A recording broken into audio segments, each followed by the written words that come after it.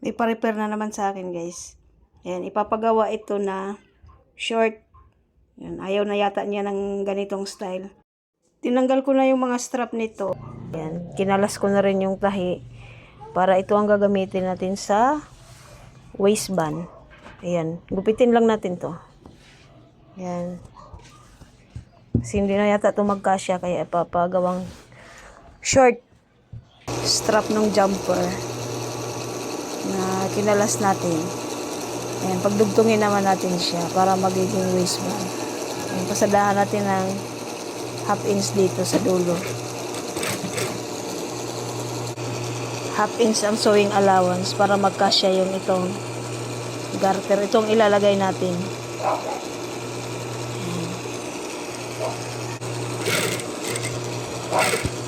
Ayan, nadugtong na natin, guys.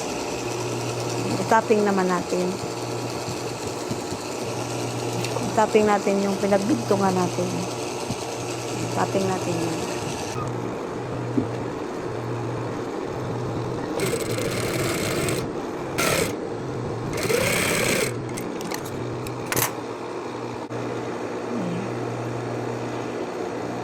Tamang-tama. Dito natin yan sa loob ilalagay. Ganyan. Okay. Ayan, nagsukat lang din ako ulit kasi hindi magkasya yon. So, magdudugtong tayo sa harap. Kaya, kukuha lang ako dito. Dito lang din ako magupit. Kasama doon sa ano niya. Yung may retasong natira.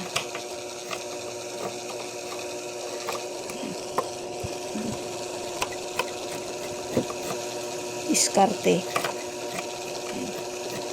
Gusto ng ipagawang short. Tingnan natin kung maganda ang kinalalabasan nitong naisip ko. Ayan. Kasi gagano natin yan. Para umantay dito. Yan, may allowance lang yan. Dudugtong natin to para magkasya siya sa buong waistband.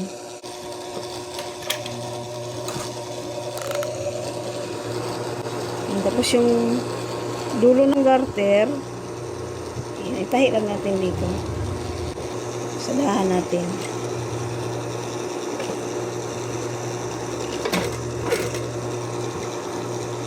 Basting natin para hindi na gumalaw.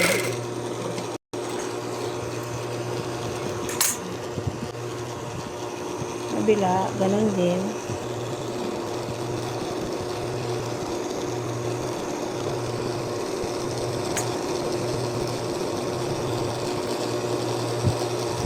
Ipit lang natin dyan para hindi tayo mahirapan mamaya.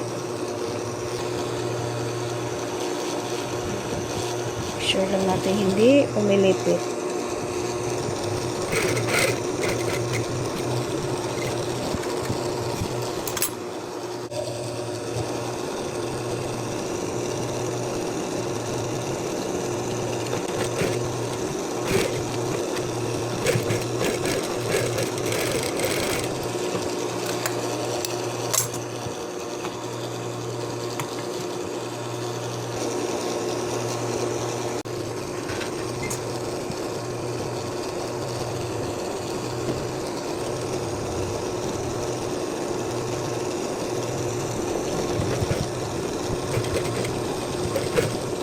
Ito, natapos na natin i-prep ng waistband natin.